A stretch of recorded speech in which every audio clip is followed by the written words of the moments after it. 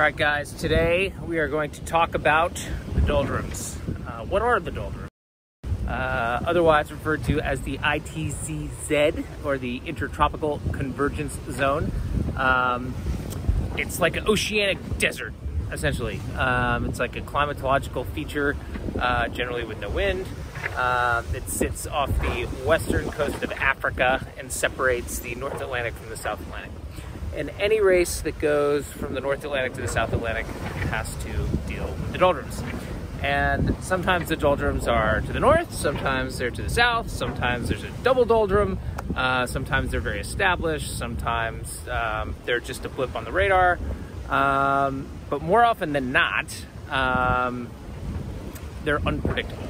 And usually you're dealing with microscopic cloud features that you research through satellite pictures, and you can get a good idea of where they are generally, but there's a lot of work that has to be put into preparing for them as you fast approach.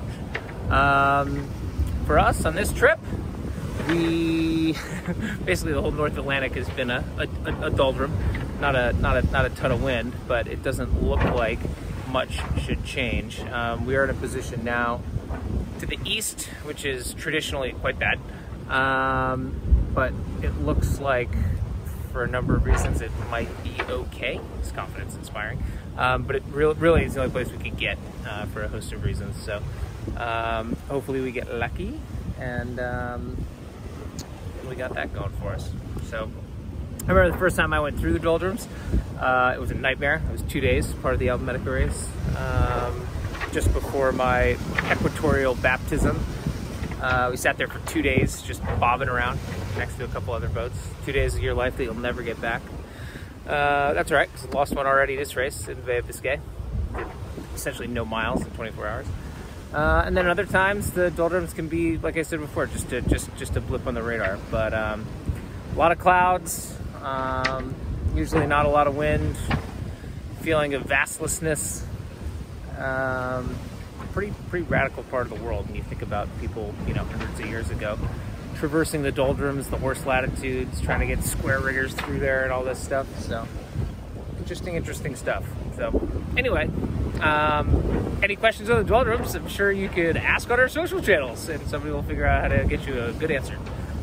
Reporting live from day 10 feels like 100 on the good ship Mālama. Au revoir.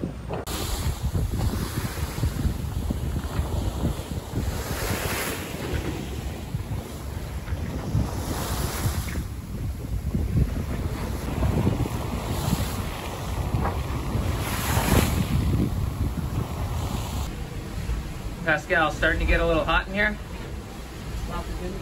Starting to get a little hot? Sure? Sure. What? Hot. Yeah. It don't start to be hot. It's totally crazy how it's hot and warm. Sauna inside, in the cockpit.